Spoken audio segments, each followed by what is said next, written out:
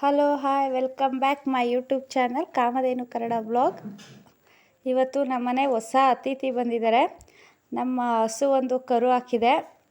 ಅದು ತುಂಬ ಖುಷಿ ಆಯಿತು ನನಗೆ ನೋಡಿ. ಅದು ಹೆಣ್ಗರು, ಚೆನ್ನಾಗಿದೆ, ಸೇಮ್ ಅಮ್ಮನ ಥರನೇ ಇದೆ. ಯಾರು ಫಸ್ಟ್ ಟೈಮ್ ನೋಡ್ತಾ ಇದ್ದೀರಾ ಪ್ಲೀಸ್ ಸಬ್ಸ್ಕ್ರೈಬ್ ಮಾಡ್ಕೊಳ್ಳಿ, ಲೈಕ್ ಮಾಡಿ, ಶೇರ್ ಮಾಡಿ, ಕಮೆಂಟ್ ಮಾಡಿ.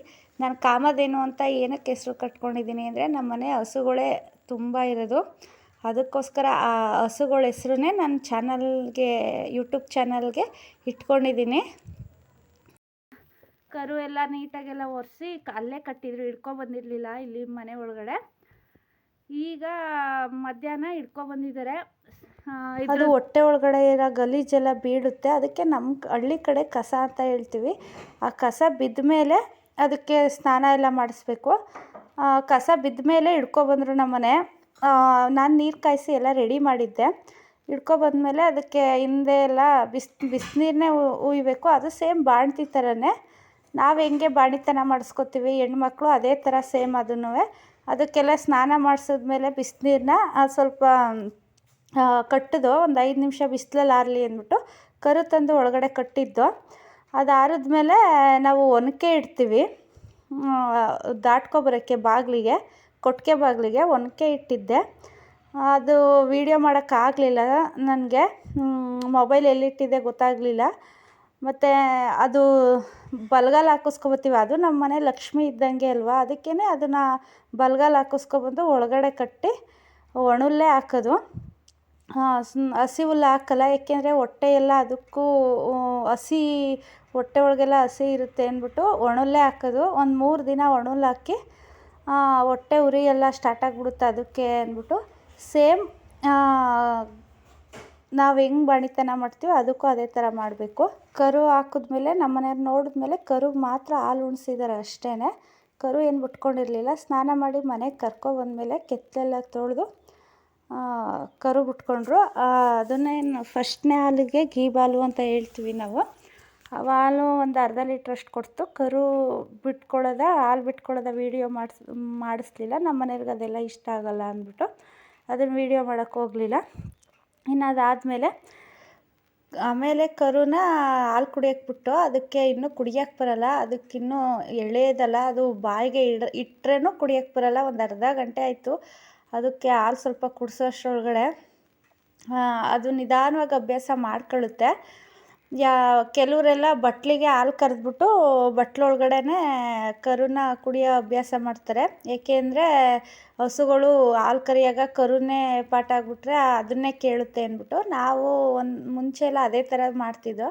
ಆದರೆ ಒಂದು 2-3 ಎಲ್ಲ ಬಾವು ಆದಮೇಲೆ ಈಗ ಕರುನೇ ಬಿಟ್ಬಿಡ್ತೀವಿ. ಲಾಸ್ಟಲ್ಲಿ ಹಾಲು ಕರೆದಾದ್ಮೇಲೆ ಲಾಸ್ಟಲ್ಲಿ ಬಿಟ್ಬಿಡ್ತೀವಿ. ಇರೋ ಹಾಲನ್ನ ಕುಡ್ಕೊಂಡು, ಅದು ಕುಡ್ಕೊಂಡ್ರೆ ಅದು ಹಿಂಗೆ ತಲೆಯಲ್ಲಿ ಗುದ್ದಿ ಅದು ಗಟ್ಟಿಗಿರೋದೆಲ್ಲನೂ ಕರಗಿಸುತ್ತೆ ಕರು.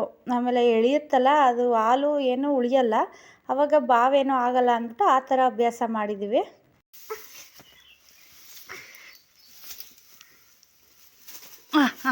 ನೋಡು, ಅದೇ ಹೇಳುತ್ತೆ ಕಣವ, ಬಿಟ್ಬಿಡು, ಇನ್ನು ಅದು ಆಟ ಆಡುತ್ತದು ಅವ್ರ ಅಮ್ಮನ ಜೊತೆ. ಈಗ ಅಮ್ಮನ ಹತ್ರನೇ ಬಿಟ್ಟಿದ್ದೀವಿ.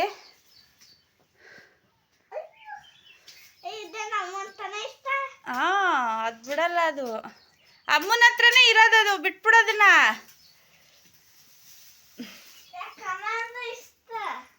ಅಮ್ಮ ಅಂದರೆ ಇಷ್ಟ ಅದಕ್ಕೆ.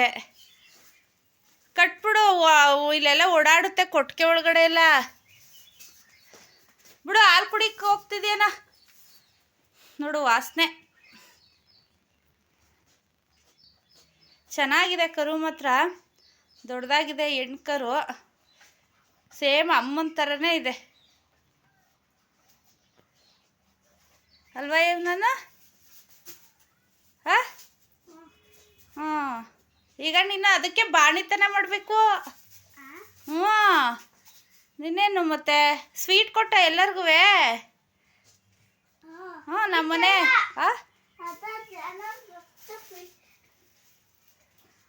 ಸ್ವೀಟ್ ಕೊಡ್ಬೇಕು ನೀನು ಎಲ್ಲರಿಗೂ.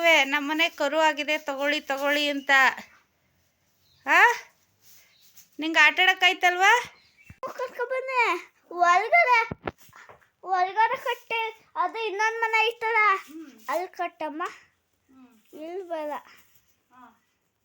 ಇನ್ನೊಂದು ಮನೆಗೆ ಬೇಡ, ಅಲ್ಲಿಂದಲೇ ಅಪ್ಪ ಇಟ್ಕೊಂಡು ಬಂದಿರೋದು. ಈ ಕಡೆ ತಿರುಗ್ತಿದ್ದ ನನ್ನ ಕಡೆ ನನ್ನ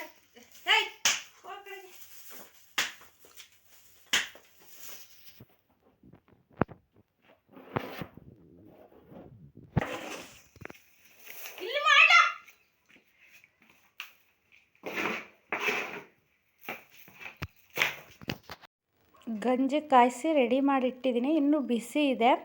ಸ್ವಲ್ಪ ಆರಿದ ಮೇಲೆ ಮಧ್ಯಾಹ್ನ ಬಂದು 3 ಗಂಟೆ ಹಂಗೆ ಬಂದು ಕೊಡ್ತೀನಿ ಅಂತ ಹೇಳಿದ್ದಾರೆ ನಮ್ಮ ಮನೆಯವರು. ಸ್ವಲ್ಪ ಆರಿದ ಮೇಲೆ ಅದಕ್ಕೆ ಕೊಟ್ಟರೆ ಸ್ವಲ್ಪ ಹೊಟ್ಟೆಗೆ ದಿಂಡಾಗುತ್ತೆ, ತಂಪಾಗುತ್ತೆ ಅಂತ. ಅವಾಗೆಲ್ಲ ನಮ್ಮಮ್ಮ ಅಂದಿರ ಕಾಲ ನಮ್ಮಮ್ಮ ಎಲ್ಲ ಇದೇ ಕೊಡ್ತಿದ್ದು, ನಾವು ನೋಡ್ತಿದ್ವಲ್ಲ, ಇದನ್ನೇ ಕಂಟಿನ್ಯೂ ಮಾಡ್ಕೊಂಡು ಹೋಗ್ತಾ ಇದ್ದೀವಿ. ತರಕಾರಿಗಳು ಮತ್ತು ಇನ್ನೇನು ಕಾಯಿ ಜಾಸ್ತಿ ಕೊಡಬೇಕು, ಕಾಯಿ ಬೆಲ್ಲ ಕೊಟ್ಟರೆ ಹಾಲು ಜಾಸ್ತಿ ಬರುತ್ತೆ ಅಂದ್ಬಿಟ್ಟು ಅದನ್ನೆಲ್ಲ ಕೊಡ್ತಿದ್ದು. ಸೋರೆಕಾಯಿ ಅಂತೂ ಸಿಕ್ಕಾಪಟ್ಟೆ ಕೊಡಬೇಕು. ಕಮ್ಮಿ ಇರುತ್ತಲ್ಲ ಸೋರೆಕಾಯಿ, ಅದನ್ನೇ ಕೊಡೋದು ಜಾಸ್ತಿ. ಈ ವಿಡಿಯೋ ನಿಮ್ಗೆ ಇಷ್ಟ ಆಗಿದರೆ ಲೈಕ್ ಮಾಡಿ, ಶೇರ್ ಮಾಡಿ, ಕಮೆಂಟ್ ಮಾಡಿ. Thank you.